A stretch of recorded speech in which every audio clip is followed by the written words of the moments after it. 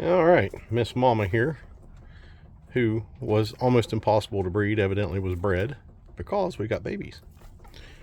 Now, I had marked on my calendar for Saturday, just based on, and I think there's either 7 or 8 of them in there. I'm not uncovering them too much because of the weather. I had marked on my calendar, just split the days in half between the 4 days that she was with the buck to get her nesting box in here. And I did it Saturday evening, and she kindled sometime between Saturday evening and Sunday morning. So, good job. And we've had some really cold weather. It was like this morning it was 24, and she's done really well. So far so good. I mean, she's kept her babies alive. She's got them tucked in there real good. So she's doing her thing. This mama is doing great.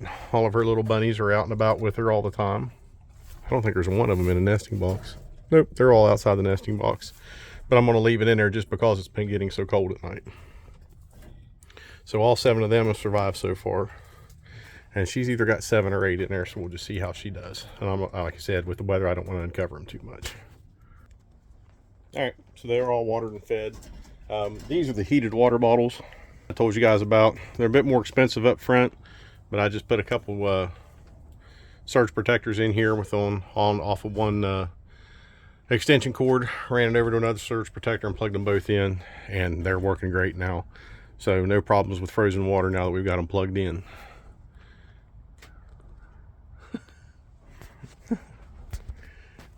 All right, so we got bunnies in this one. This is what I'm laughing at.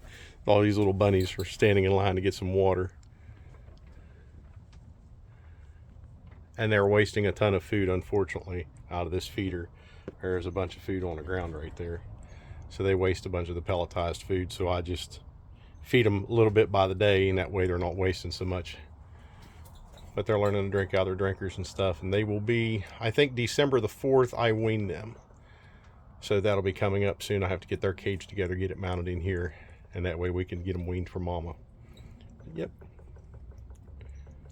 Good job. All right, now as far as the new pig pen goes, the pig palace. The very next morning, it's also mud season here too, by the way. Where everything was frozen this morning, it's all now muddy. So they were the very next morning right in there. Their bellies took control of them, and they all went right in there. As soon as the first one went in, the other 3 just followed right behind them.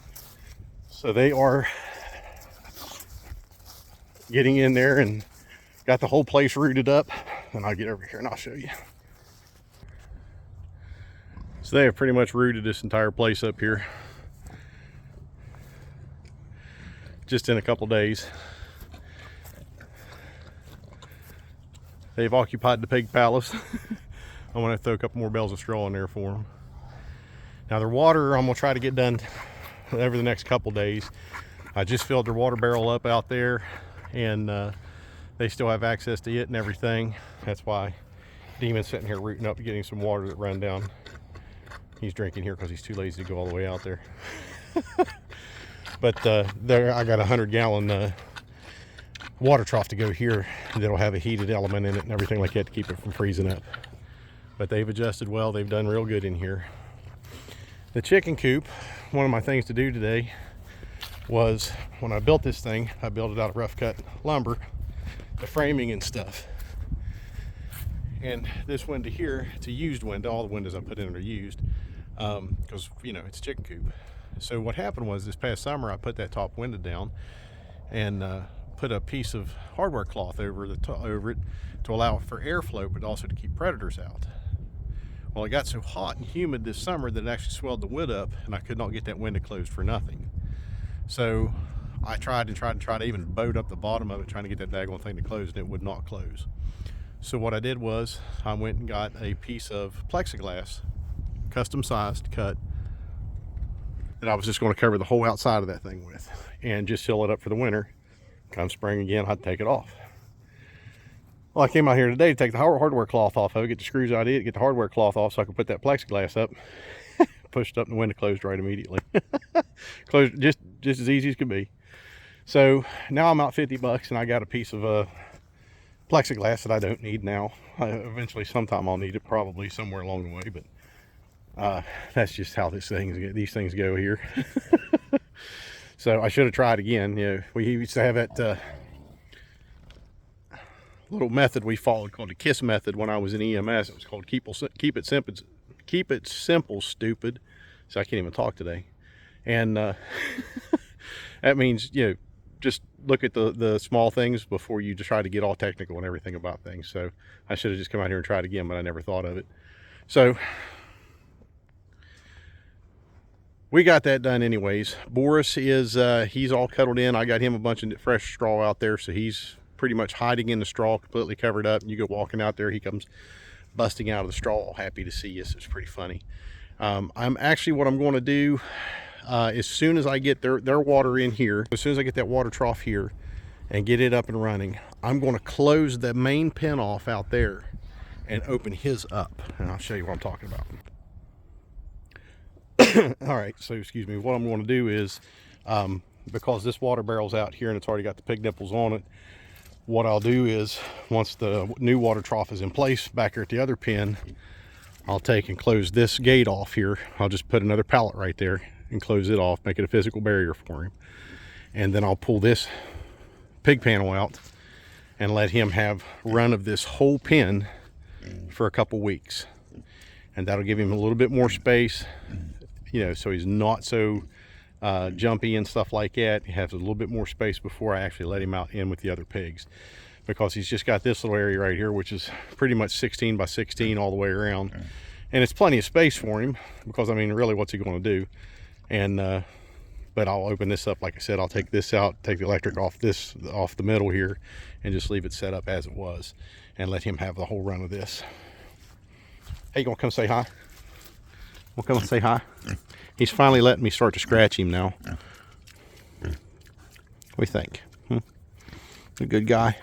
You like them scratchings, don't you? Stretch out like an old dog here. Oh yes, good stuff, huh? Oh yes, good scratch. And he fell down. Oh my goodness, pigs. Good guy.